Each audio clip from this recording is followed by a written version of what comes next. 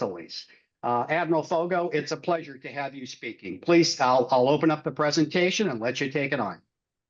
Thanks very much, Kevin. And my understanding is you're going to put up the slides for me, correct? Yes, sir. I'm doing that right now. Okay. So first thing I'd like to say is thanks very much for the introduction. Way too long. I categorized my career of 40 years before I retired in 3/12 plus 4. So it was an interview with Admiral Rickover, which was entertaining. Sometime I'll have to tell you about that over a beer. He didn't like the fact that I was an exchange student at West Point. He didn't like the fact that I jumped out of airplanes and got my airborne pin when I was at the Naval Academy. But, you know, like I said, that's another story. I went on from there to do 12 years at sea on submarines and was delighted to command the USS Oklahoma City. I want to put a plug in for the USS Oklahoma City. As a commanding officer, all I had to do was go up on the bridge and smoke a cigar because I had the most fantastic department heads on the planet. My engineer was Lieutenant Rick Seif, who is now Commander Submarine Force Pacific, soon headed to Washington to take over the AUKUS program. My navigator was Lieutenant Rob Goucher, now Vice Admiral Goucher and the Commander of Submarine Force Atlantic. One of the officers who qualified for command on my ship and who worked for me later 3 times was Lieutenant Bill Houston, who is now Director of Naval Reactors. And Ensign Mel Smith, who was our money shot and maneuvering for the Operational Reactor Safeguards exam, commanding officer of Jimmy Carter, 2 deployments, and impressed both President Obama and President Trump. And that is a feat. And Mel just put on flag about a year ago. So he's the 4th flag from our wardroom, 5th if you include Bill as an honorary. And I'm just really proud of those guys, and they carry on the legacy. So I did 12 years at sea, 12 years in the Pentagon, and 12 years over in Europe. 12 years in the Pentagon was kind of like being at sea. I don't know if I would trade that back, but I loved my time in Europe. And after the Oklahoma City, I got a chance to command 8 more times.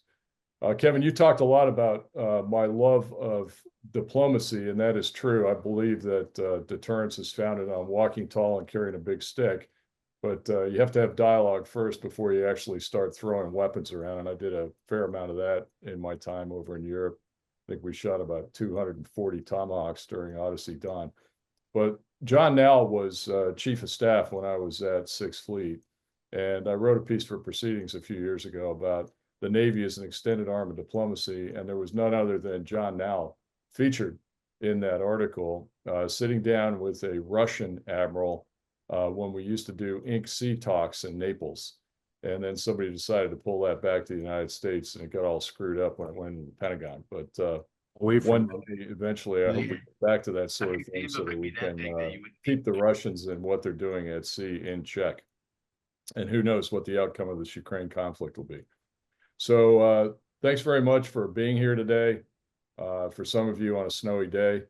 And Kevin, if you can put up the first slide, I'd appreciate that. Just want to tell you a little bit about what I'm doing now as the Dean of the Center for Maritime Strategy. Can you see my screen? I cannot. I don't know if anybody else can. Not yet, Kevin. Okay, one more time. Let's go share. How about now? There you go.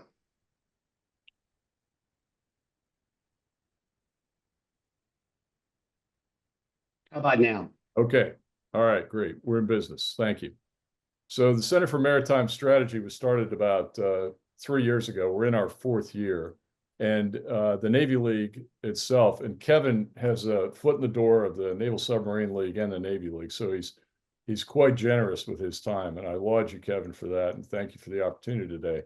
But the Navy League decided that it wanted something more than just groups that went around and commissioned ships or held receptions for sailors in foreign ports. We have 170 councils around the United States of America. The League was founded, interestingly enough, at the New York Yacht Club back in November 22nd of 1902 by Franklin Delano Roosevelt and one of the captains of industry, J.P. Morgan. And they decided, with Roosevelt being, Theodore Roosevelt, with Teddy Roosevelt being such a fan of the Navy, that we needed something more to advocate for sea power and the sea services. So that was the Navy League, but it took 100 years to figure out that we needed something else to lobby on behalf of sea power and the sea services, and that was the Center for Maritime Strategy. So since we've been in business, we do a weekly newsletter. I have a monthly podcast, which I've done now for 3 years, called Maritime Nation. Just had an interesting discussion with Glenn Howard of the Saratoga Foundation on the war in Ukraine. It is very timely, considering that upcoming this weekend we'll have the the Munich Security Conference, and decisions are going to be made by the Allies and by the Trump administration, by the Ukrainians, on the outcome of that conflict. We have an online journal that's become very popular called The Mock. It's a takeoff on the Maritime Operations Center. And most recently, we had a monograph published by Richard Levine, who is a great author and a very good friend of Admiral Poindexter from the Reagan-Weinberger era, on why we need a maritime strategy that is relevant to this day. And it is resonating with the National Security Council. So we were fortunate to be asked to visit the NSC a week ago and sit down with the team of Congressman Walz, Ian Bennett, and Jerry Hendricks, which many of you know, Dr. Hendricks, former of NHHC, and Dave Pedrati, to discuss the Trump administration's interest in the maritime, particularly in the civilian sector and commercial maritime shipping, which brings me to my next point. It's very timely because, you know, Congressman Walz is one of the sponsors of the SHIPS Act. We'll talk a little bit about that. But the Center for Maritime Strategy is publishing its first book called Returning from Ebb Tide, and we will showcase that at Sierra Space. And it's about the commercial maritime industry, military SEAL of Command, and the Maritime Administration, and how we are in atrophy right now, similar to some of the problems and the gaps and seams we have in the Navy. And you can't win a war out in the Pacific without the ability to get the beans and bullets and oil to the troops. And so if we can't figure this out, we're going to be in trouble. You know, we have about 1% of American flagged civilian commercial ships on the high seas to China's 5,600 subsidized ships. So it is a real problem. Anyway, if you want any of these products, they're all free, and you can sign up for our newsletter. That's the website, all lowercase. And you can go in, a couple button clicks, and you'll be in, and we'll keep you up to date on everything that's happening in the Washington area. We're kind of the only think tank in Washington that does this sort of work on behalf of the sea services and American sea power. And it's a natural relationship and a brotherhood with my friend John Nall over at Navy Memorial. And we're going to get together. We've done some things already. We're going to do some more things in the future. So next slide, please. So what I want to talk about today is one of my favorite articles, and I've written about this a lot in the past, and that is the strategic concept for the United States Navy. It's written in quotes, and it's by Harvard professor Samuel P. Huntington. And his article was called National Policy in the Transoceanic Navy, written in Proceedings magazine in May 1954. And that's a long time ago. You know, that's 70 years ago. So why is it relevant today? Because if a service does not possess well-defined strategic concepts, then the public, the taxpayers, are not going to back you up when it comes time to pony up the cash. And there will be watchdog organizations that look at this, the Government Accounting Office, the Congressional Budget Office. I just had dinner last night, sat next to Eric Labs, who came up with a very good critique, kind of a searing critique of the 30-year shipbuilding plan and some of the problems that we're having. And then, of course, we haven't even seen the tip of the iceberg yet in DOGE, the Department of Government Efficiency. And Secretary Hedspeth has invited them into the Pentagon. And I think they're going to find a lot of things that are inefficient. And they're probably going to take a deep dive into shipbuilding, since that is of significant concern to the Trump administration and to the Secretary. Next slide, please. Many of you are familiar with this. A lot of you are naval officers. Sometimes when I talk about this in an audience, they're surprised because they haven't read the Constitution. They're not familiar with it. But Congress grants the power to raise an army, which means that when you need it, you recruit and you train it and you put it in the field. But on the other hand, we're required to provide and maintain for a Navy and make all the necessary and proper orders to carry out these powers of execution. I think the founding fathers got it right. I think the Trump administration and the current NSC knows that. And consistent with what Huntington told us, what is the strategic concept for a Navy? All you have to do is look at the threat. And we'll look at that today briefly in 3 different theaters. In my 40 years of active service and 4 years since retirement, I have never seen the United States of America surrounded by so many enemies in my life. You know, I thought the Cold War was bad when I was in it, but it was easy compared to what we face on a multipolar threat axis today. North Koreans, Iran, axis of resistance, Houthis, Hamas, Hezbollah, which has been severely weakened, and the IRGC, China, Russia. They just don't go away. And we're going to have to figure out how to boost our production in order to face these threats in the future, or we're going to find ourselves in dire straits. So let's talk about the threat.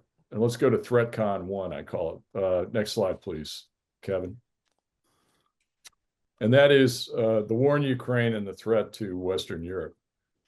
Whether or not this conflict in Ukraine comes to some kind of a peace treaty or a truce or a cessation of conflict, whatever you want to call it, the Russians are not going to go away.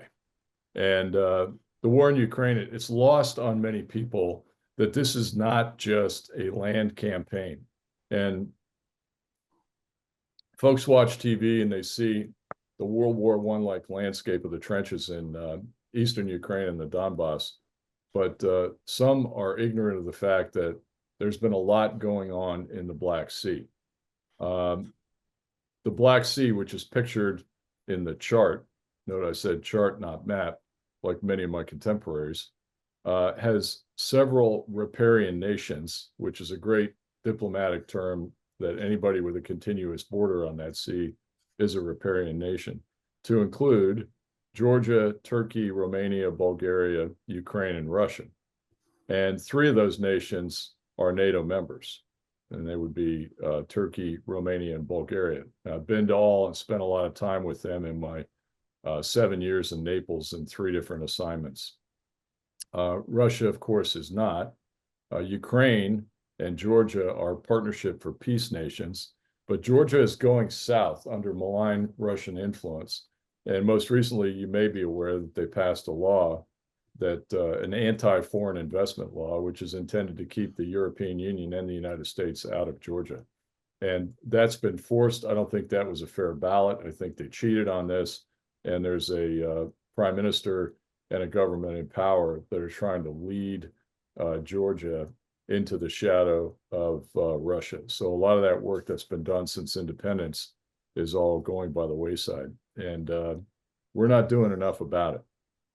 During my time in Europe, I built up from 1-star to 3-star 6th Fleet Commander to Navier Commander to about 240 days of presence in the Black Sea per year. Now, that was either U.S. warships or NATO warships operating in there. And anytime a U.S. warship was in there, I considered it a NATO deployment as well and told my guys to fly the NATO flag as well as the U.S. flag. And John Nowell knows that because he was the chief of staff executing all those orders. In December of 2021, unfortunately, the guy that relieved me, Bob Burke, I think was forced to withdraw the U.S. presence from the Black Sea. And the intent of the Biden administration and the former NSC on this was get the U.S. warships out of there so as not to exacerbate a conflict or start a war with Putin and the Russians. Well, it happened anyway. And as a result, with, we had the USS Mount Whitney, the USS Arleigh Burke, and the USS Porter. That was a pretty significant amount of U.S. tonnage in the Black Sea. As a result, the Turks, through the Montreux Treaty, kind of closed off the Black Sea with this soft ask from the Turkish Foreign Minister Davutoglu, who said, any riparian nation that has warships that are no longer in the Black Sea, don't come back. And for any non-riparian nation who intends to go in the Black Sea, forget it. We're not going to approve your presence in the Black Sea. Prior to that, the Turks were pretty good about this. You know, you get about, give them about 30 days notice, you get about 14 days, up to 21 days of presence in the Black Sea. And that's how we got those 240 days a year. The conflict has changed dramatically since it started in February of 2022. And we still remain outside the Black Sea.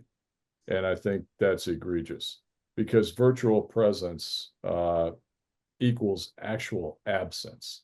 And so the lack of U.S. warships, there was a time where I suggested that we at least have minesweepers go in there, not as warships, but on more of a humanitarian mission. The Romanians were essentially taking care of all the ships that were waiting off Romania and off their coast before they could transit through the Bosphorus, loaded with grain to go to Middle East and North Africa, to countries that needed it. And some of those ships had sighted mines. The Romanians went out and tried to sweep those mines. And in 2 cases, their minesweepers hit the mines. Fortunately, nobody was killed, but 1 ship was destroyed. It did make it back into port. The United Kingdom offered to send minesweepers in there. The Turks said no. Now, the good news is that that lack of presence and lack of Ukrainian warships. I think we got a hot mic out there. The lack of presence and the lack of Ukrainian warships has forced innovation on the part of the Ukrainians. And you've seen all these incredible videotapes.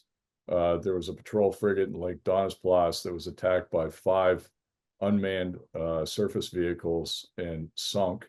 The videos online were from the Russian ship, total chaos on the ship. They didn't know what they were doing, trying to use crew serve weapons to shoot these drones. And the drones just kept hitting and hitting and hitting until the vessel went down. They sank the Moskva right off the bat. And Moskva is pictured in the upper right. The ship had every weapon system on board to defend itself, down to a Gatling gun. So long range defense, intermediate defense, you know, missiles, guns, Gatling gun. But the radars for those guns, you can see from the picture of the sinking ship, were caged in the stern direction. They weren't even looking down the threat axis. And they were hit by 2 of their old missiles, the Neptune missiles, which were adapted by the Ukrainians and are quite lethal cruise missiles. So we need to take a note from this, and also from the fact that the Ukrainians have sunk 1/3 of the Black Sea fleet and pushed the Black Sea fleet of the Russian Navy out of Sevastopol all the way over to Novorossiysk. Now, the Russians are hurting because they've not only lost Sevastopol, but they've also lost 2 ports outside of the Black Sea in the Mediterranean. And we're going to talk about ThreatCon 2 next. So, Kevin, if you would advance the slide, please. So this is the axis of resistance. And what we've been putting up with here since October 7th of 2023, with Hamas's attack on Israel, orchestrated by Iran and her cronies and her surrogates, to include Hezbollah, the Houthis, and Hamas. So it irritates me to see this going on. I am happy that the United States Navy has taken a stand. And although we are in there and fighting, it is costing us dearly. First and foremost, I really haven't talked to a naval officer yet who hasn't agreed with me that the overall strategy of our presence in the Black Sea has been a failure because we have not opened the Black Sea to commerce. If you have to go around instead of going through the Bab el-Mandeb, through the Black Sea, the Red Sea. If you have to go around instead of going through the Bab el-Mandeb into the Suez Canal, it's a much longer transit. It takes about 14 days and it costs you about $1 million in fuel. And all that is being passed on to the consumer. So one of the big shipping companies first out of the bat, and I've talked to Maersk about this, have decided to go around Africa and deliver their goods to the Mediterranean or Northern Europe that way. We failed to open up the Black Sea or the Red Sea.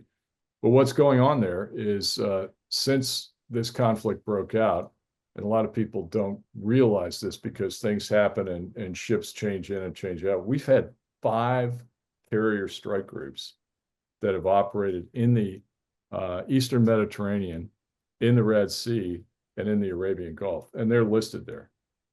It was Gerald R. Ford's first extended deployment. She had a short one, and then she went and did this one. You remember how much gas Huntington Ingalls and the shipbuilders took for the Ford? 23 different new technologies on board, including reactor plant, a smaller conning tower that was moved back, extra half acre on the flight deck, fuel ports that came out of the deck and not around the side, ergonomically designed hulls, just absolutely magnificent ship.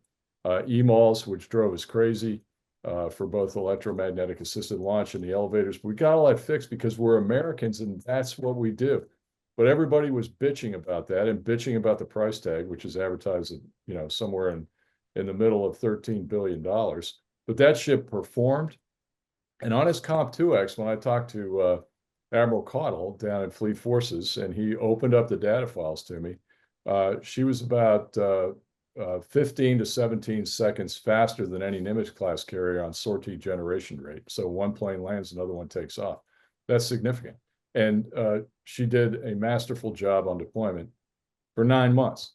Then Dwight D. Eisenhower went in, and Mark Miguez, brilliant detail for Mark, a guy who was an enlisted Marine, and he went on to be a strike group commander, a Top Gun, NFO, aviator, graduate of Top Gun, strike group commander. It was like the movie, for those of you who are my age that you remember, with George Papard, called The Blue Max. The movie starts out with a German soldier in the trenches looking up at a dogfight. And he says, that's what I'm going to do someday. And I asked Mark about that, and he goes, yeah, that was me. And I said, that's what I'm going to do someday. So 9 months deployed, 8 days for one port visit. Out of 9 months, they got 8 days in Crete. I was on a NATO exercise. I'm a NATO senior member. Those guys did a terrific job. And Mark is telling that story back here. Abraham Lincoln, Theodore Roosevelt, they swung from the Pacific. John Nall and I used to use this term all the time, swing. It was a not so swift term. You can move from any theater to another in just a couple of weeks because of the magnificence of nuclear power and what Rickover gave the Navy. And you can do it quick. We gapped the Pacific in order to do this. And as soon as we did, the Chinese took advantage of it and they deployed all their carriers out there to show, hey, we're in charge now. But we were back quickly. And the Harry S. Truman, who's out there on station now. Oh, by the way, with an Italian frigate that deployed over here, just like the one we're trying to build in Fincantieri Marine in Marinette, Wisconsin. She did very well on her Comp 2X, and she did very well in the high north as the ship went up to the waters off Norway. So they can't tell me that those ships aren't, ready for open ocean and seas. It brings up the point, what President Clinton, the saying he made famous is, when something happens, the first question out of the president's mouth is, where are the carriers? They're doing a great job. The Egyptians in all this time have lost about $7 billion in revenue in the Suez Canal transits. And we're shooting weapons faster than we can replenish them, much faster than we can replenish them. So what's the upside to all this? Failed strategy, we're sitting ducks. Luckily, we've only shot down one F-18 aircraft, unarguably due to a mistake. The investigation is still going on out there. None of our ships have been hit. Why? Because the best motivation and the best innovation occurs under threat. And these young sailors and chief petty officers and officers that are manning these ships are going into harm's way, and they're figuring out how to do it better after every engagement. John Nall is a SWO. He's got a family of SWOs. His son's a SWO. And what's happening is, as a result of Fitzgerald and McCain, the surface Navy has learned from those mistakes and created a bunch of different things. A surface warfare, mine and warfare training center out in San Diego, SMITIC.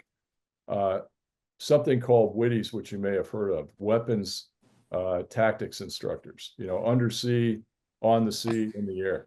And real-time information is flowing back after every engagement. And I've heard Brad Cooper talk about this just last week out in San Diego. It was an amazing speech. And that real-time information is being evaluated by Dahlgren and by SMITIC and by weapons tactics instructors, young people who know the system, they know Aegis, and we're making changes. Well, how do we make changes? Well, you can't actually get in a helicopter and drop a software change to a destroyer because that just doesn't work. We don't have the basing, we don't have the infrastructure in the Red Sea to do that. So we're doing it over the air. Now, let me take you back to the Cold War, and Bob Frick will like this one. Back when Walker Whitworth betrayed the United States of America and gave secrets to the Russians, I was on deployment in the high north with Admiral Rich Meese on USS Sea Devil. What a great ship. And we got a message. Admiral John Byrd was the navigator. And it said, basically, your crypto's worthless. Come up to periscope depth and we're going to send you a new round of crypto to put in your machine so you can decrypt information. And we're going to do it by OTAT, over the air transfer. And so I was the officer of the deck, and I went up to periscope depth and in the high seas of the high north. And I did this for my entire watch, back and forth about 30 degrees. And everybody on that ship was thrown up into a trash can because it was so rough. And then a guy came and relieved me. And then somebody relieved that guy. And then 3 sections later, I'm back on watch and we're doing this. And I'm like, when the hell are we ever going to get this over the air transfer for a piece of crypto? It didn't happen. So we ended up having to go into port to get it. Nowadays, OTAT is instantaneous, thanks to the innovations of PEO, IWS, Integrated Warfare Systems, and particularly Admiral Seiko Okano has done a great job. She's out at NIWC in San Diego now. So we're taking these engagements, and where we see changes that need to be made in the Aegis system and fire control system of those ships, we're making those changes real time. That's a matter of public record. We don't talk about the details. That's a matter of public record. People are talking about this, and I think it scares the hell out of the Chinese, and that's good. So if there's something that's good that comes out of this mess in the Red Sea, it is that, because we are going to be that much better warriors for having had this experience. And I laud those who have learned from the mistakes of Fitzgerald and McCain. Next slide, ThreatCon 3. What's the pacing threat? It's China.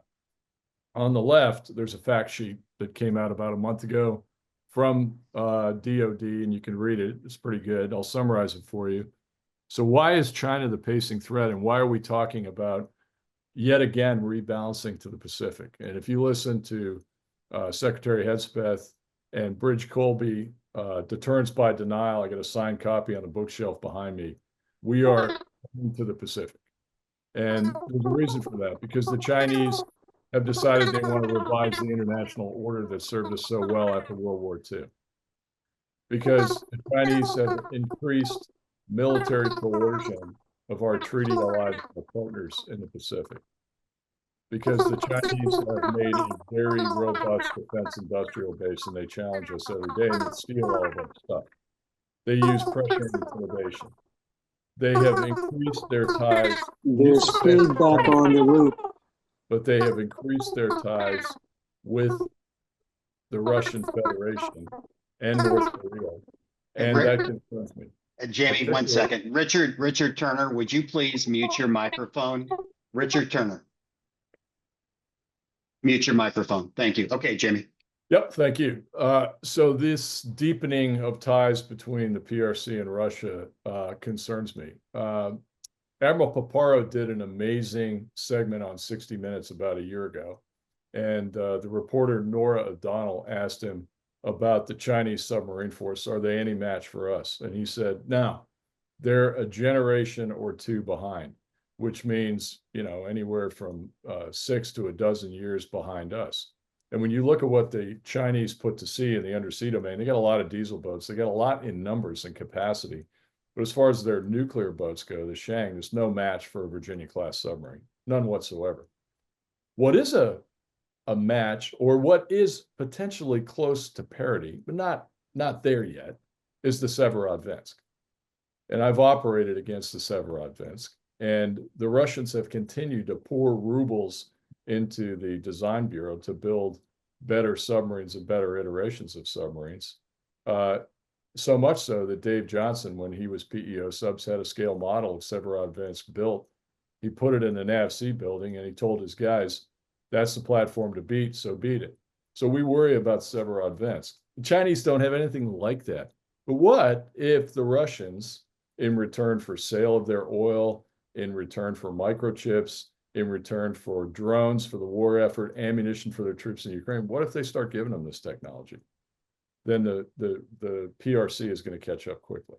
And that concerns us because we are dominant in the undersea domain now. We want to stay that way. The Chinese have resisted mill-to-mill communications. You're looking at somebody who led for the United States Navy and John Greenert the talks between the PLA Navy and the United States Navy on rules of behavior in the maritime and the air domain. We actually signed an agreement with them in 2015. And that, frankly, was my ticket to Sixth Fleet, because that was a year of my life I'll never get back of shuttle diplomacy back and forth to Beijing.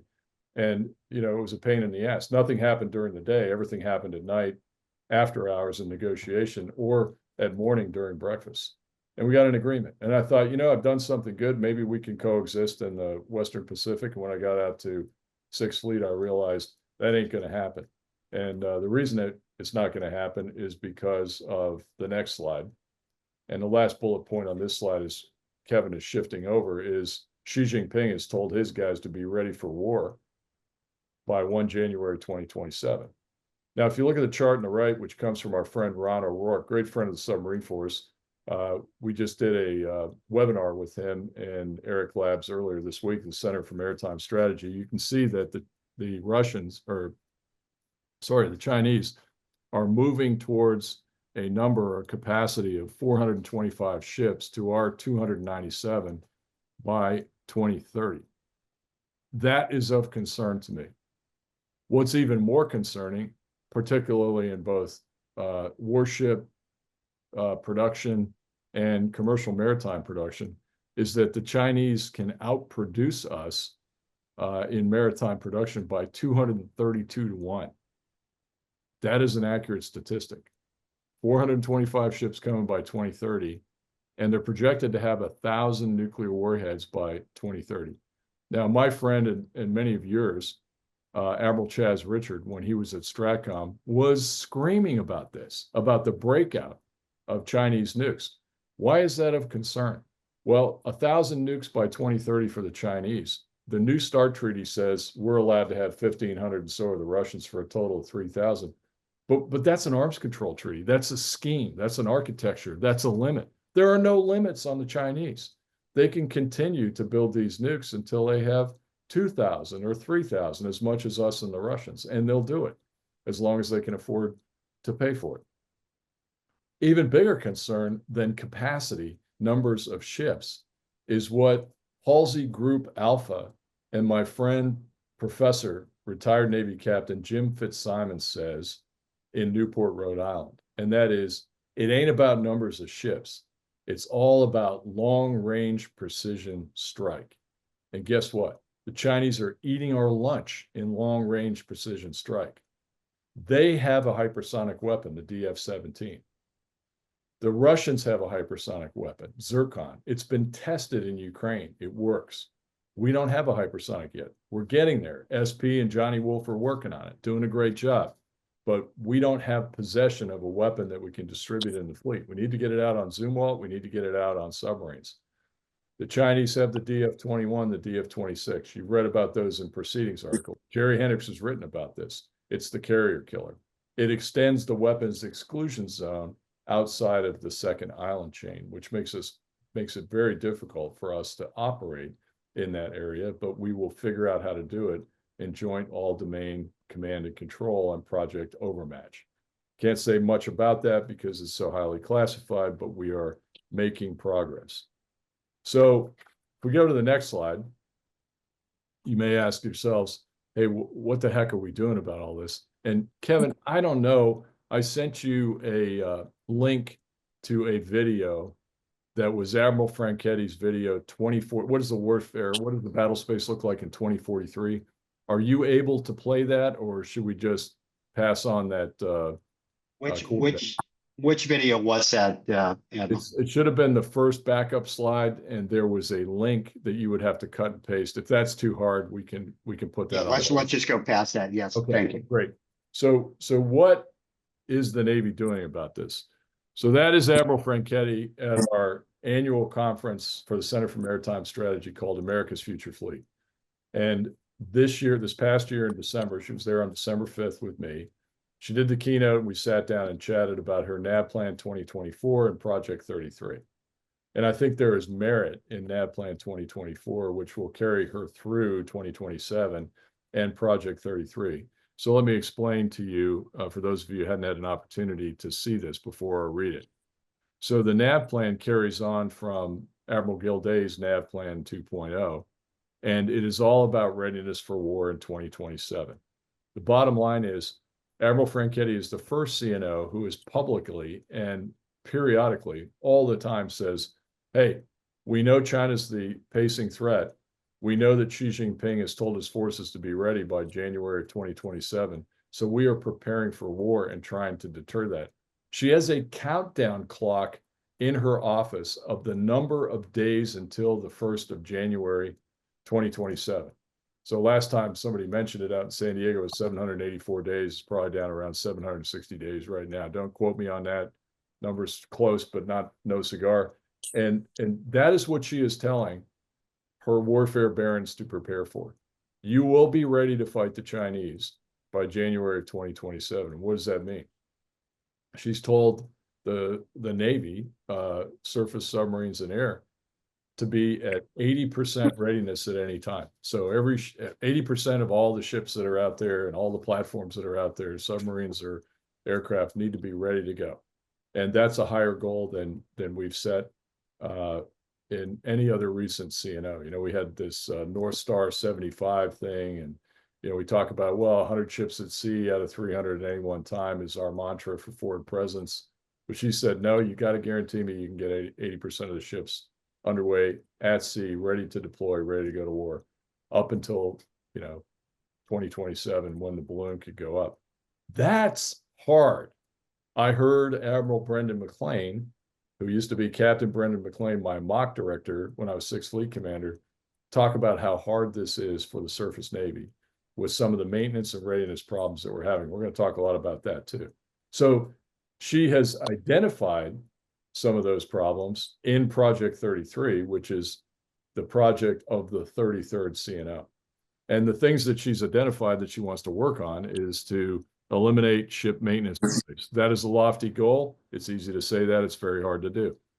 She's come up with a robotics rating, which has been very popular in the Navy, and we're full court press on autonomous and hybrid systems, just like the Ukrainians in the fleet. She wants to create command centers. The one thing I disagree with her on is she's putting a lot of stock into interim, mobile, and fixed command centers, the MOCs. Every fleet commander has a MOC, just like the JIC, which is the Pentagon for the chairman of the Joint Chiefs, Maritime Operations Center. But I had 2 MOCs.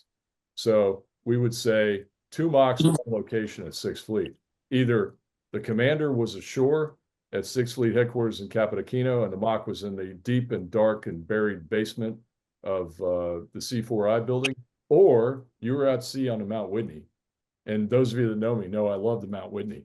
I slept her service life extension plan 4 times and various yards all around Europe. And she is good to go until 2039, but the Navy wants to decommission her, and they want to go to all shore-based MOCs. When Fozzie Miller was 5th Fleet, we used to joke. I said, Fozzie, what are you going to do when the balloon goes up with the Iranians? He goes, I'm staying right here. I said, dude, that's a bad plan, because your headquarters in 5th Fleet and your MOC in Bahrain is a missile sump for Iranian missiles. Now, the Iranians certainly haven't performed well in 2 separate attacks of 300 or more missiles in Israel, but they had our help. So we could potentially knock those missiles down. but I'm not in favor of putting all of our eggs in one basket. And I think we ought to have command ships, and we ought to have more than two, just the Mount Whitney and the Blue Ridge. And I'll get off my soapbox. Next thing, and Admiral Franchetti knows I say this, I've talked to her about it. We exchange notes a lot. But her position is, nope, we're not going to do it. We're probably going to decommission the ships. In addition to those command centers, you got to have a distributed network. So that's distributed maritime operations for us and expeditionary advanced base operations for the Marines, because we'll be supporting the Marines too, both with amphibs and resupply ammo and fuel. We got to recruit and retain more players on the field. That's not just ships, but it's also people. Navy made its quota, exceeded it by 100 and change. And, that's pretty good, because for the past 3 years, we were down 7,500 sailors a year. So she put a submariner in charge, a 2-star at Navy recruiting, and he's done a really good job. And John now can certainly talk to that. Higher quality of service for our sailors. She personally went down to Newport News Shipbuilding, looked at the problem associated with the 10 suicides on George Washington, and did something about it. New parking lot, new barracks, new exchange, healthcare clinic. All that stuff's going in, and it's Navy money, Virginia money, and some money from Huntington Ingalls, and it's going to make a difference. And I think it means something to our sailors.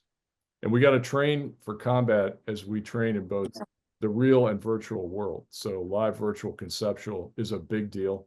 We're going to do large scale exercise 2025. I was part of 2023 as the acting, or as the pseudo SecDef, and I'm going to do it again this summer. And that's down at MWDC in Norfolk. And we have to, the foundation, which talks warfighting, warfighters foundation. Foundation is the infrastructure. That's the shore. Rick Williamson was my CNIC. Rick Williamson was the Navy N4. Rick Williamson, I love that guy. He was football quarterback at the Navy Naval Academy. He went to a bowl game. Rick's retired now. He's writing the version of Command at Sea for Command Ashore. Never been done before. And Jim Stavridis is helping him out with that. And I think it's long overdue. And I can't wait to see it in print. Next slide. So, programs that are out there to try to alleviate some of these problems. The Ships for America Act. You see Senator Kelly. We trained at Center for Maritime Strategy, have a congressional staff training program every summer. During recess, they all come. Had 30 of them last year. They like us. 2 of them work for Kelly. They went to him and they said, "Hey, sir, not a bad outfit. Why don't you come and talk at Admiral Foggo's America's Future Fleet 2023. It was a year before Franchetti. And he surprised me. He tabled the Ships Act. That was with Congressman Walz, Senator Rubio, and Congressman Garamendi. And in 1 year, it's a reality. It's out there. It's got a lot of attention. And guess who's the National Security Advisor? Congressman Walz, now National Security Advisor Walz. And he's all about the Ships Act. What does it do? Creates a Maritime Security Advisor, a Maritime Security Board, a Maritime Security Trust Fund, so we can get some capital built up to build 250 ships or buy them in 10 years. A rulemaking committee on commercial maritime regulations and standards, a 25% tax credit, a U.S. Center for Maritime Innovation. Yeah, all I got to do is come to me. We'll be happy to provide them with that real time, ready to go right now. And a maritime and shipbuilding recruiting campaign, because we can't get mariners to go to sea on those ships. And that's terrible when we have both state and federal merchant marine academies. So I don't know what we're doing with those folks that are graduating. Some are going out to LA and working on Chinese cranes. They need to be going to sea on our ships, but we don't have the ships for them to go to sea on. So that's a problem. Next slide. So what's slowing us down? I mentioned Bill Houston. Love that guy, except for the fact that he went to Notre Dame. And Bill and Admiral Rucker talk about the 4 horsemen of the apocalypse that is slowing down our industrial base. Congress needs education on this because they don't believe it. And they say, when I talk to my friends at the SAS, they say, look, for every dollar spent on submarines, the Navy better be bending metal and producing a Virginia-class submarine. That belies the fact that we have a problem in our maritime industrial base, and the problem is this. Back in the Old Testament, book of Ezekiel, the 4 horsemen of the apocalypse were sword, famine, wild beasts, and pestilence. In the New Testament, it changed to conquest, war, famine, and death.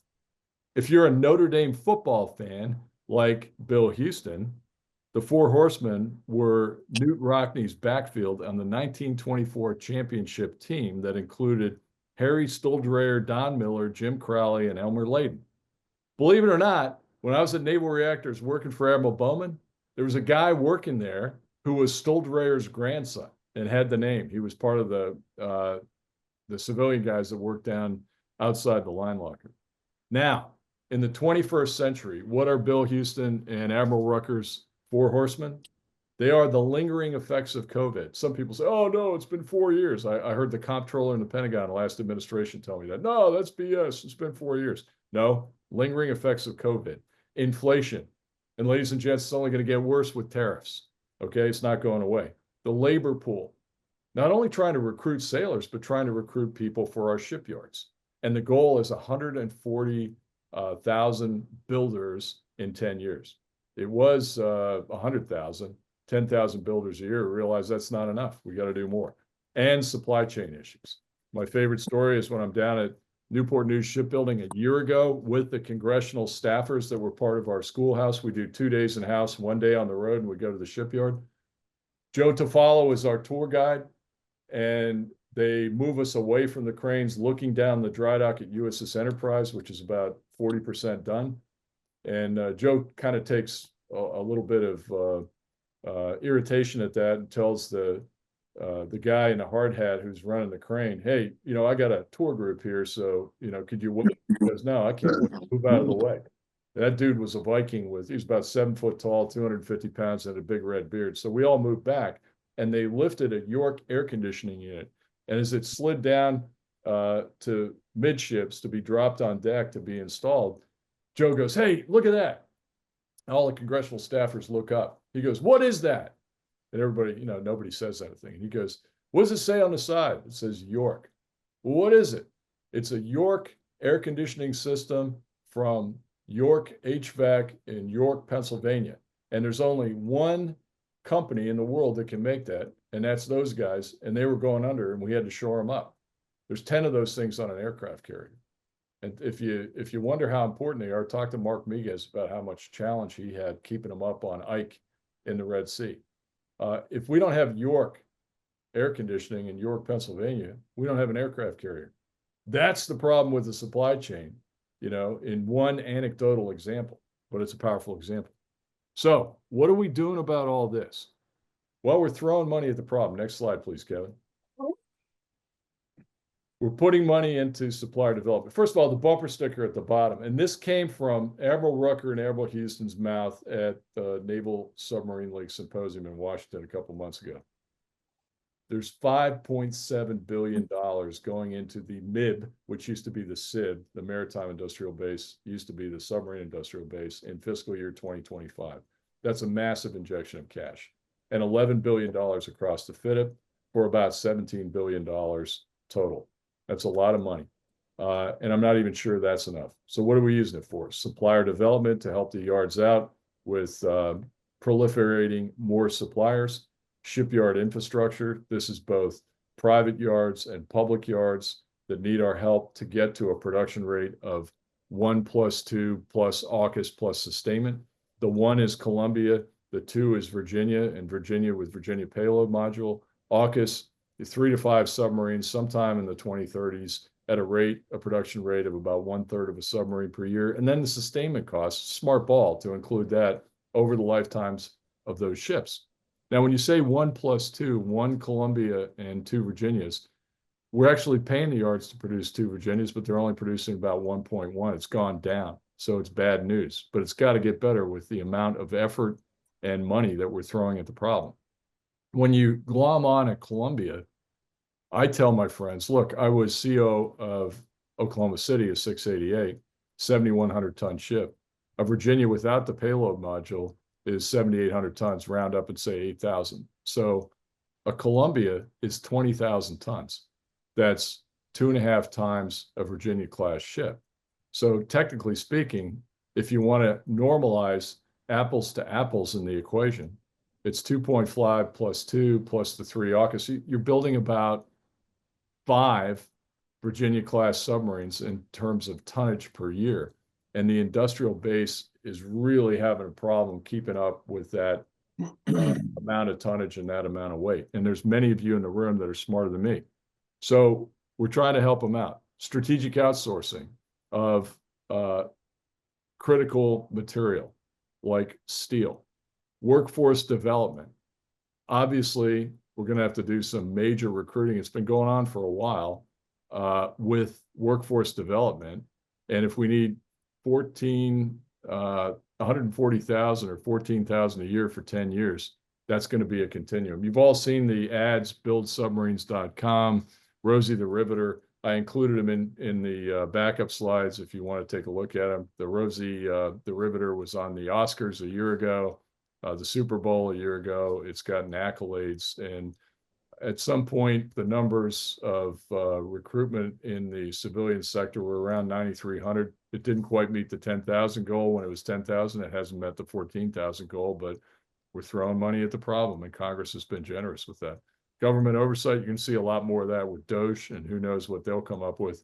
And then technology opportunities. I'm excited about the advanced manufacturing facilities. If you want to go down to the last capital of the Confederacy in Danville, Virginia, Austell and Blue Forge and the state of Virginia have put a significant investment into a state-of-the-art facility that does, 6 different types of additive manufacturing and machining and non-destructive testing and quality assurance.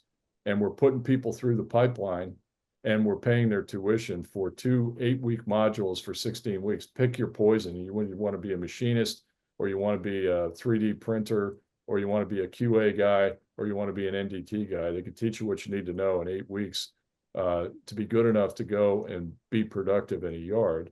And that tuition is on the United States Navy until we figure out a different model. Now, I've talked to Willie Hilarious about this. Willie's brilliant, classmate of mine. I said, hey, Willie, that's one community college in America. Can we scale this across America? He's skeptical. There's 1,300 community colleges in America. I'm not. If you talk to Rep. Garamendi, he would love to have it in his community college in San Francisco. And it's certainly in an area where it could be used because it's in close proximity to yards. Next slide, please. That's it. Questions? That's the fleet. Unfortunately, as you know, you can't see the stealthy, steely-eyed killers that are below the waves. So I've included Columbia and Virginia with the payload module in subsets on the slide. I'm happy to take any questions, and I'm more than happy to have a discussion with you. Thank you.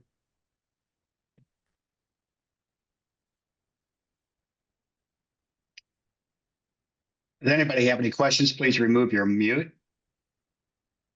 Hey, this is Pete Burdett. I'm a retired Navy commander. I was in the AMCM community. I flew H-53 helicopters to do minesweeping. So I was kind of attaching myself to your comments relative to the Black Sea. I think we ought to send ships back into the Black Sea, in addition to minesweepers, and create a little activity, if nothing else, to push our sincerity against Putin to clear out of Ukraine and let that country get back to normal ops. But I also served on the Blue Ridge during Desert Shield and Desert Storm, so I was interested in your comments about the Mount Whitney. But I really enjoyed listening to these comments about what the future can bring, and the future is going to be fascinating to watch, and I'm looking forward to following along. And I'll get onto your website and follow your podcasts. Hey, thanks a lot, Pete. Thanks for your service. And, being a 53 guy, the CEO of the Navy League is the former Master Chief Petty Officer of the Navy, number 13, MCPON 13, Mike Stevens. And he was a 53 guy too. Crew chief, my next door neighbor, Captain Rogers, just passed away about 6 months ago, was Mike's squadron commander, a Vietnam warrior, a 53 guy. And I went to his funeral. Mike tells these incredible stories about the sled and cutting mines in the Arabian Gulf, and how dangerous that was. He's got some real horror stories. He was on Tripoli when it was hit by a mine, and then flew a helicopter off Tripoli to go find the rest of the mines while they healed over, stayed at sea, stopped the flooding. And just it's an incredible testament to American ingenuity and perseverance. So thanks a lot. And on Blue Ridge, thanks for your comments on Mount Whitney. like I said, it doesn't take much to keep that ship in commission until 2039. As a NATO senior mentor, I am out on her all the time. Last time I was on her was October of 24. The ship looks brand new. The issue is it's a steam plant. Okay, well, I grew up on a steam plant. The engineer was the engineer that relieved when I left Navier. He's been there for 5 years. And I saw him and I said, Eng, hey, do you have any problem getting guys to come and operate a steam plant in the military Sea Lift Command? He goes, no, sir.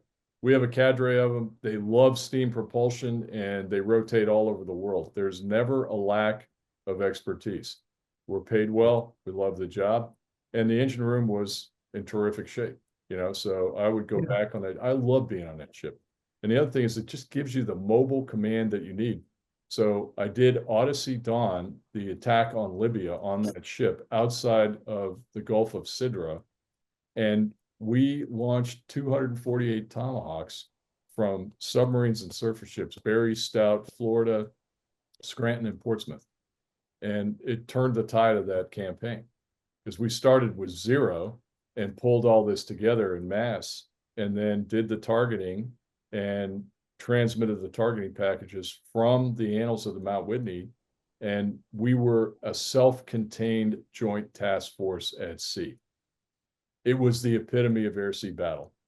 And you know what? That's a great capability. That's something that Chinese do not have. They don't know how to do this. They haven't practiced it. They haven't been to war with anybody since Vietnam in 1979. So you can't tell me they know how to do all the stuff that we're doing. And that's why I say it scares the hell out of them to see what we're doing in the Red Sea. Because they could not put a Renhai cruiser or a Liu Yang 1, 2, or 3 destroyer into the Red Sea and do what we've done. They'd get sunk. And they know it.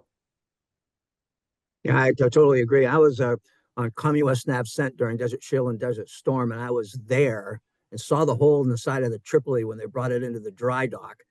I was also there for when the USS Princeton got just about broken half by mining.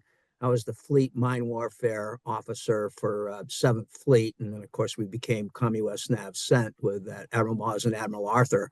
So I got the idea about what mining can do. And I'm concerned about the mine countermeasures and who's going to be that first ship through the minefield when we go to war and have mining. And there's a lot of mines out there, but I don't see our capability of the U.S. Navy to, in fact, have minesweeping capabilities should the situation present itself. I mean, how did the submarines get out of Kings Bay through that long channel if there's a mine in there or even a suspected mine in there? Who's going to be the first ship out?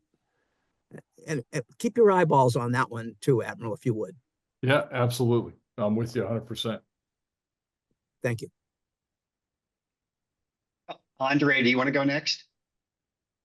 Yes, please. Thank you, Kevin. Good evening, Admiral. This is Midshipman Andre Klima from Webb Institute. With regards to the Maritime Industrial Base and rebuilding the merchant marine fleet, how do you suggest Congress approaches the Jones Act for either repealment or amending the Jones Act to allow more flexibility with building the workforce and commercial American shipping? Thank you, Admiral. Yeah, Andre, I think you just need to go back to the Ships Act and my slide that talked about Walls and Kelly and Garamendi and Rubio's proposal. And that is, first of all, it's going to take resources. We're going to need money and we're going to need a strategy and we're going to need a czar for that strategy. You need a Rickover to drive this kind of thing to get to an inventory of 250 U.S. flag ships that are sailing all over the ocean and who are contesting or challenging one belt, one road with 5,600 Chinese ships. So it's not 5,600, but it's a start and it's moving in the right direction. And some of the legislation that could come out of the Trump administration would, restrict imports to this country coming on Chinese or other vessels to allow for both funding and support of that larger merchant fleet. And so the Navy League is a proponent of the Jones Act. Jones Act's been around for a long time to keep a reserve capacity of a commercial fleet in time of war, and to keep the ability to move material and equipment, wartime material and equipment in time of war. And so I'm a believer in the Jones Act, but I'm also a believer in the Ships Act, and I think we can do both. And thanks for your question. And what are you going to do for your service selection? I have that coming up in a couple months, actually, Admiral. I have an interview with National Geospatial Intelligence Agency tomorrow, and then I have nuclear propulsion interviews for naval reactors and the submarine force next month, sir. All right, outstanding. We'll tell Admiral Houston that you know me, and that should help you out. Will do. Thank you, sir. All right, Tim. Say, Admiral, thanks for what you're doing. Really complex problem. I just finished reading Brent Sadler's book he put out last spring on naval statecraft.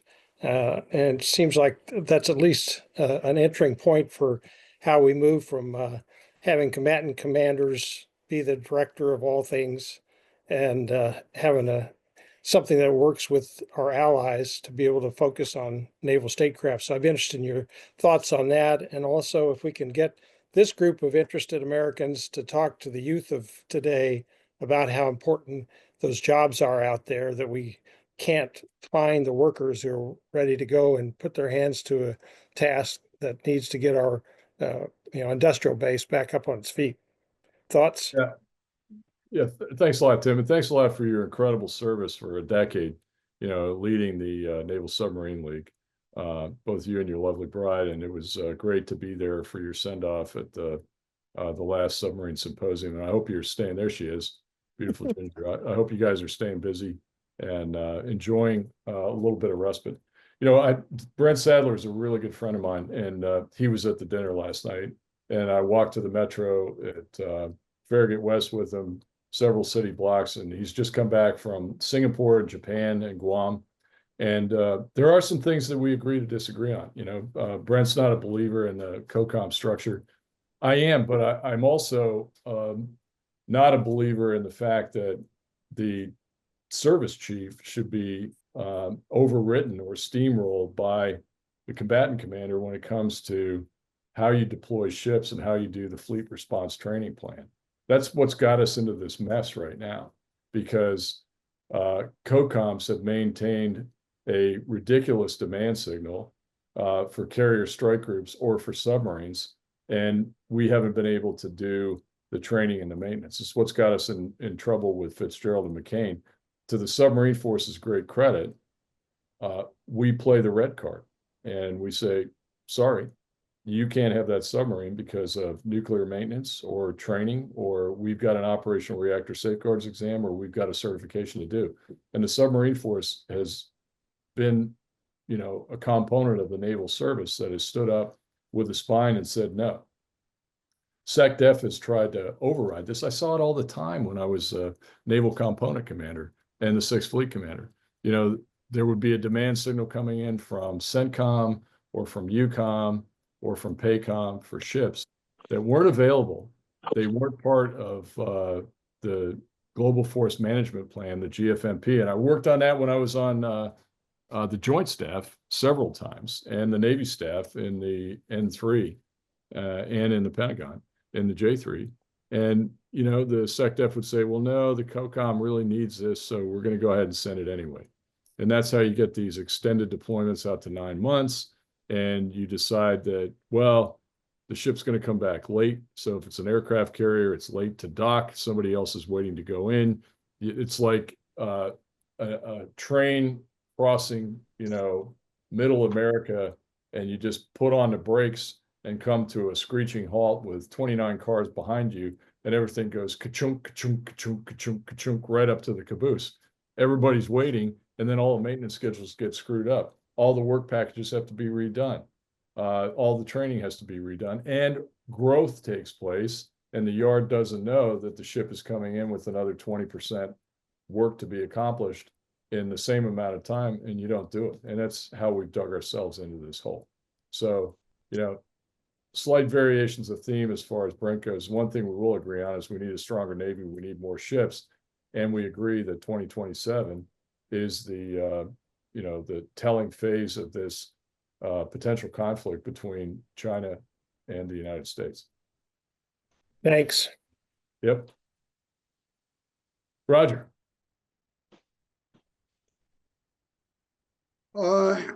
Thank you, Roger Redsky. In the 1970s, I was enlisted machinist mate nuke, 7 patrols on the Casimir Pulaski, a boomer. But Yeah. right after boot camp, while I was waiting for placement into power school, I had a short assignment on a oiler, and it was amazing to me how busy that oiler was servicing task groups, whether it was moving oil across, supplies, weapons. We were just 24/7 for the 3 weeks that I was temporarily assigned to that thing and at sea.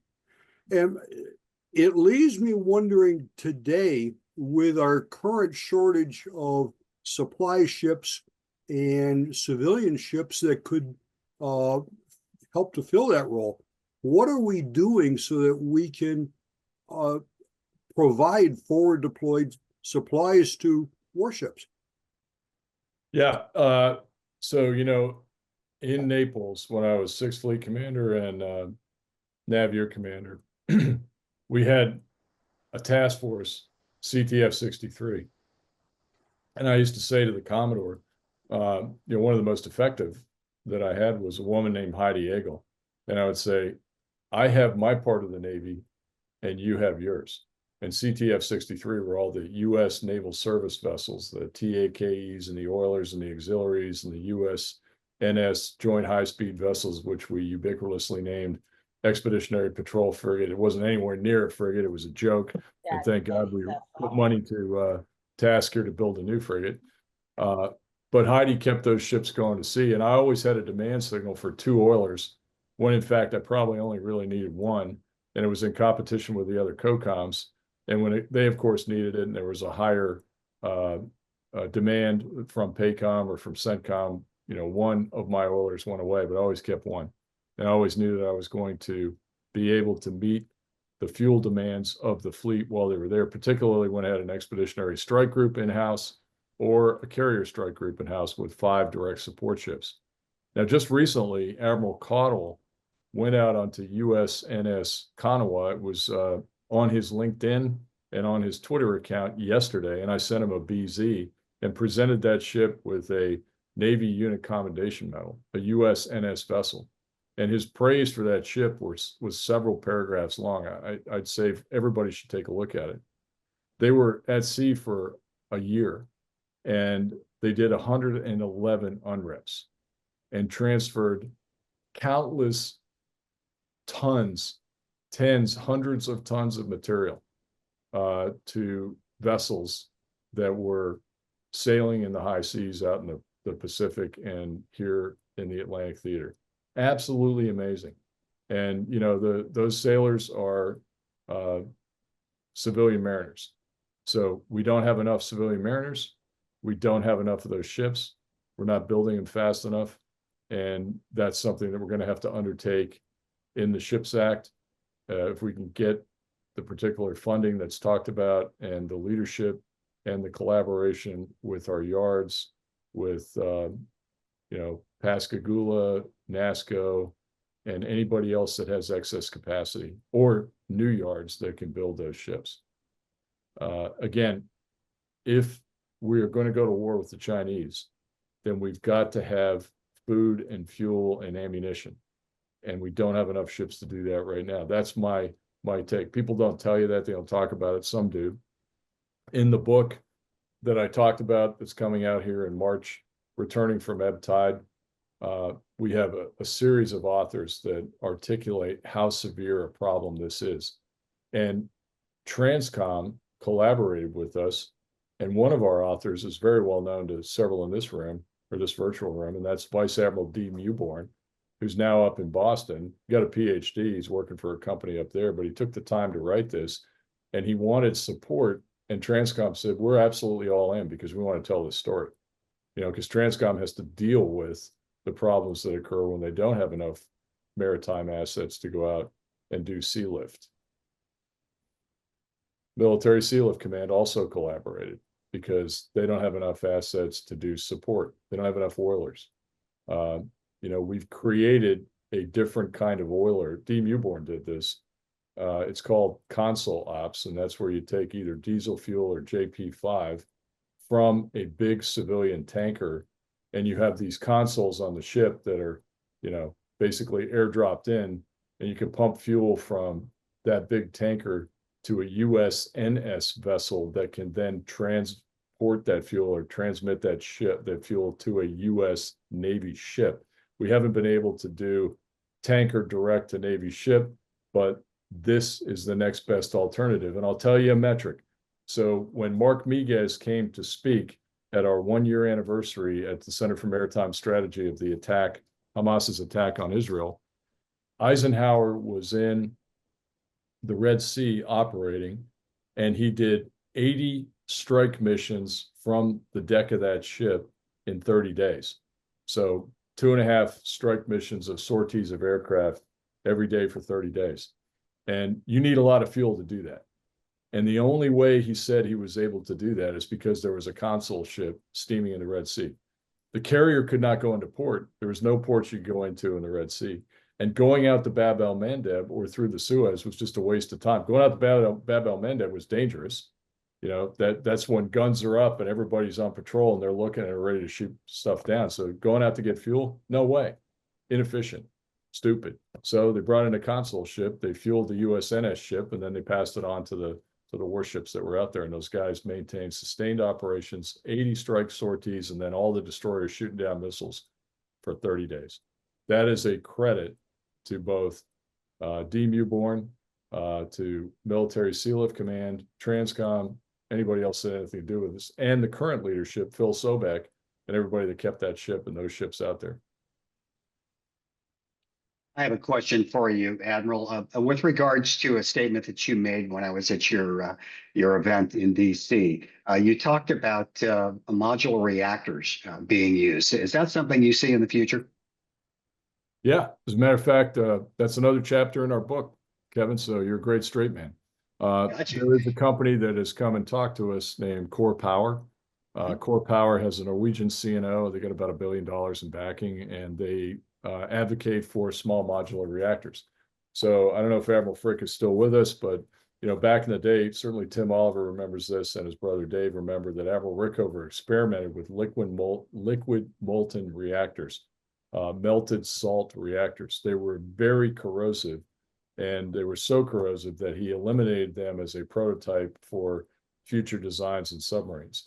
But the small modular reactor, liquid molten reactor, has evolved to a design today where, as described to me, it's like a concrete sarcophagus that weighs tons, tens of tons, and you would lift it and put it down into a space on a commercial ship, and it would be used as a heat source to generate energy to create steam to turn a turbine to go to an electric drive.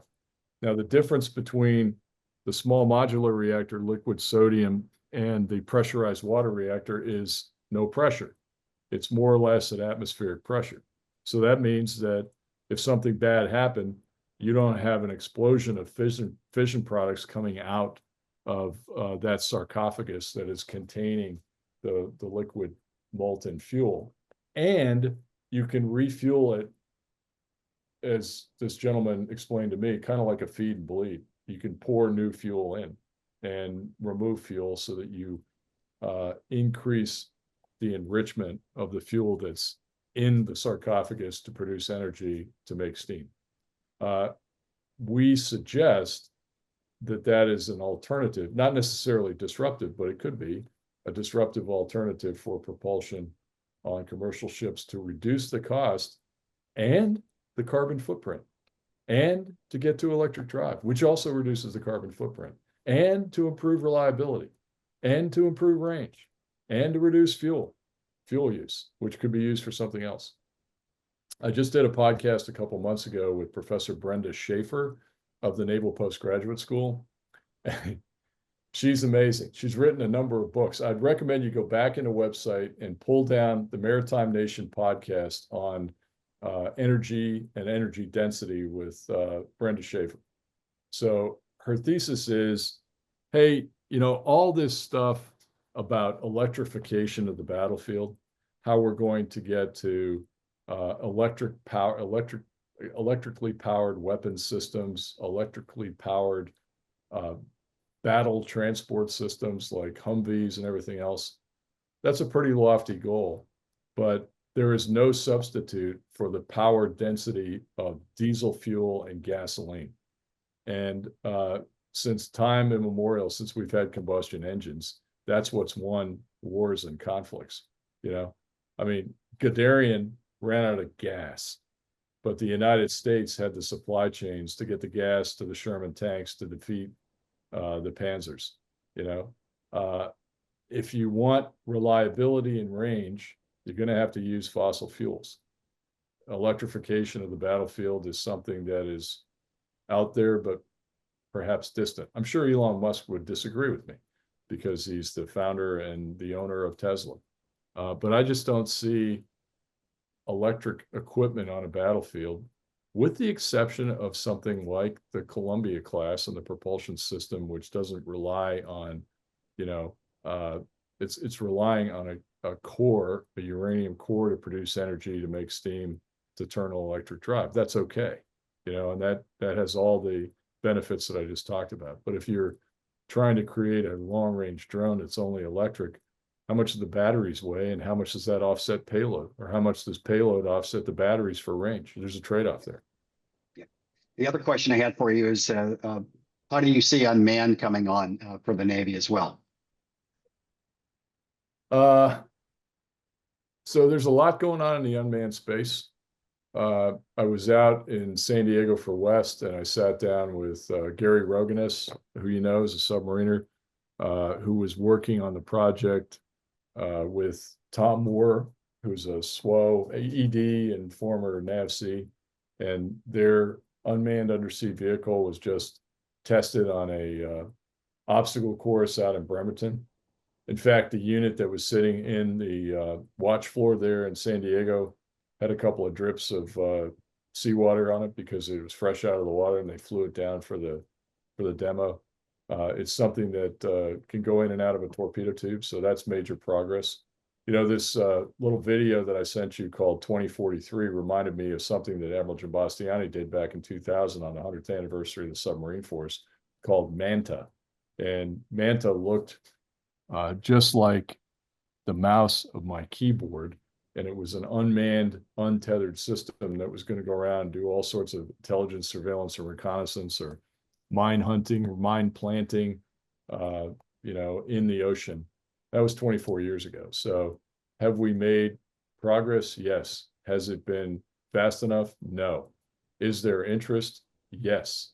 I mean, part of the battle force numbers for the future include hybrid design systems that are uncrewed, which I think is a term of art nowadays. And so obviously we're going to have to do that. And in the video 2043, if you get a chance to look at it, there's an F-35 flying with a person in the cockpit controlling all of these unmanned drones, some of which are used as decoys and others are used as lethal kinetic weapons platforms.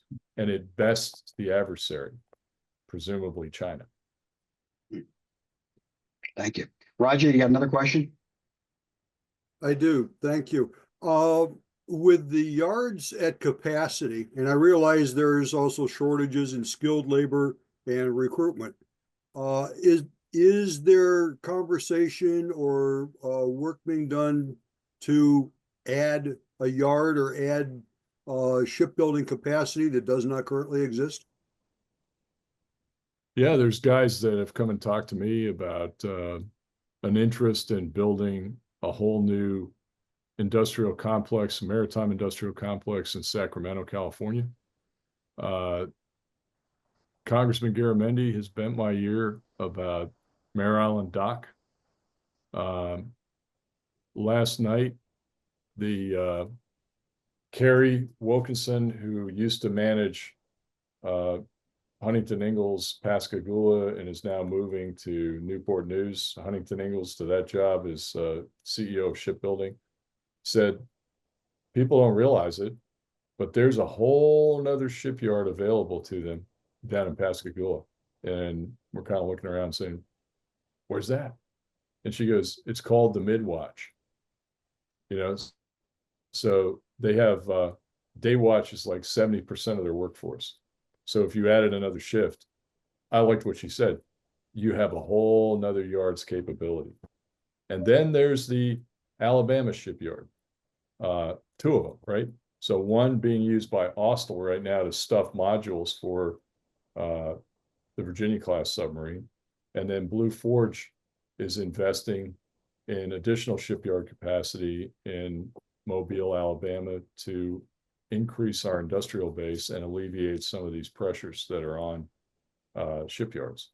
So Fincantieri tells me that they have excess and unused capacity down in Mayport, Florida, and they put a lot of money in it. So there's capacity out there. We're not necessarily using it. I was up at Philadelphia Naval Shipyard, which, as you know, was recently purchased by Hanwha. So this is a case study that's worth looking at. And, you know, people look at me like I got a third eye in the middle of my forehead when I say this, but the National Security Multi-Mission Vessel was commissioned by MARAD about 3 MARAD directors ago. And hey, Tim Oliver, help me out with his name. That was Admiral Mullen's great friend, Merchant Marine Academy grad, 2-star Admiral, ran Gitmo, and then he took over. Busby. Yeah, Admiral Busby. So Admiral Busby went to the Hill, and he sold the Hill on a $600 million investment in the National Security Multi-Mission Vessel for all of our federal and state merchant marine academies. So they're building 5 of these vessels. And in the midst of production, they shift from the previous owner of the yard to Hanwha, and Hanwha buys the yard for $100 million. So I took my entire team up there as a guest of Totes Services. Totes Services is a vessel construction manager, and it was pretty impressive. So we get there, the government is the customer.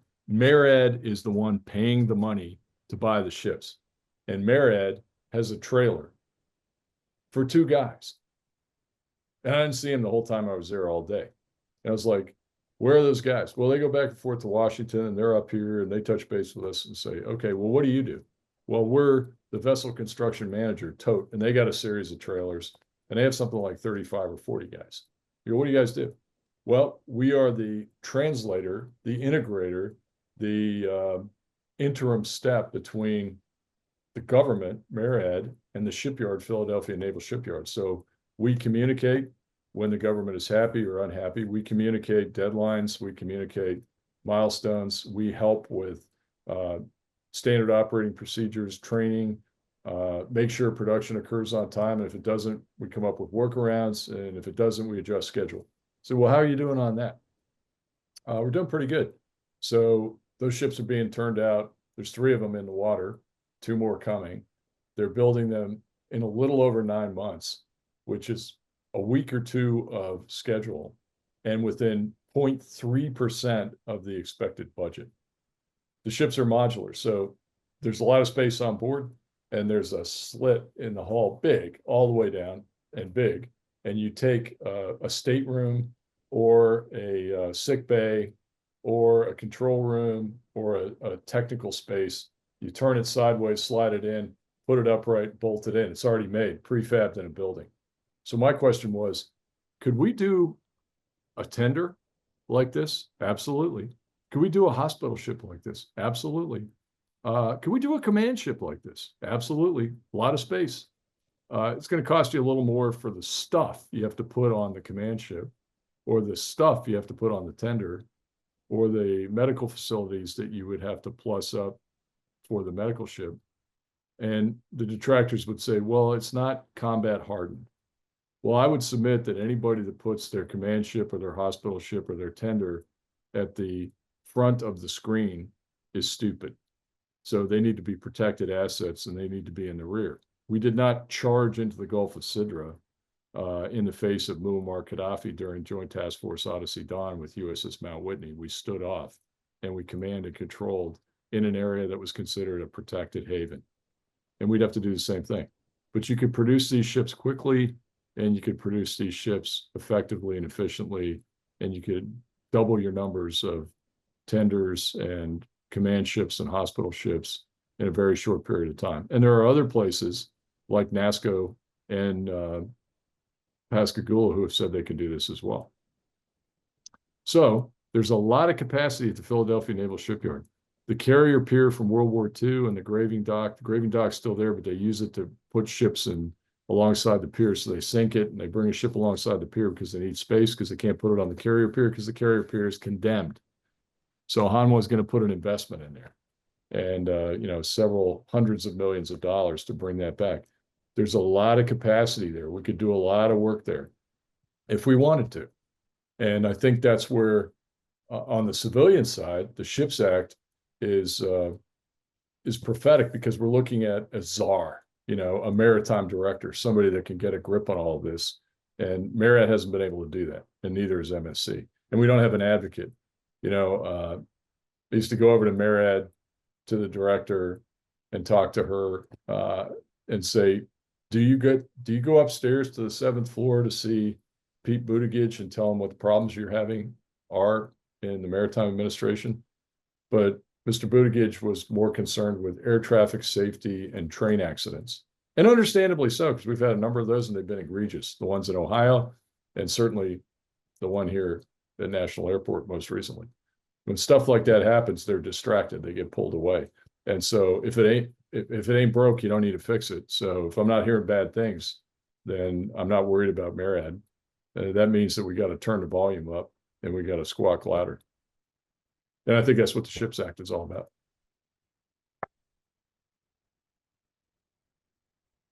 Thank you, Admiral. May we send these slides out? Is that possible to the attendees? Yeah, absolutely. And they can look on the slides. And if you get them in PowerPoint, and in the upper right-hand side of the screen, you enable PowerPoint, the slide of BlueForgeBuildSubmarines.com and Rosie the Riveter will come up with a little arrow and you can click on it. On the 2043 slide that Admiral Franchetti produced and showed at Surface Navy Association, you have to cut and paste the address, the link, and put it in your browser. It's worth looking at. I thought it was pretty cool. It's imaginative. I'm sure the Intel community did it for, and it's the future. Admiral, I want to thank you for your time. We're honored that you took the time to speak with us. Thank you very much. I'd also like to thank all of our attendees. Thank you for taking time today. Admiral, I'll have something for you when I see you at the NSL Corporate Business Days. Hey, thanks a lot, Kevin. And if you can, send me a screen capture of folks on the screen and we'll put it in our next newsletter. And thank you and Submarine League. Thanks to the Navy Memorial for being here. And thank you for your work in the Navy League to advocate for sea power and the sea services. We've got your back and we'll help you. Thank you very much, sir. All right. Thank you. Out here. Bye-bye now. Thank you, everybody.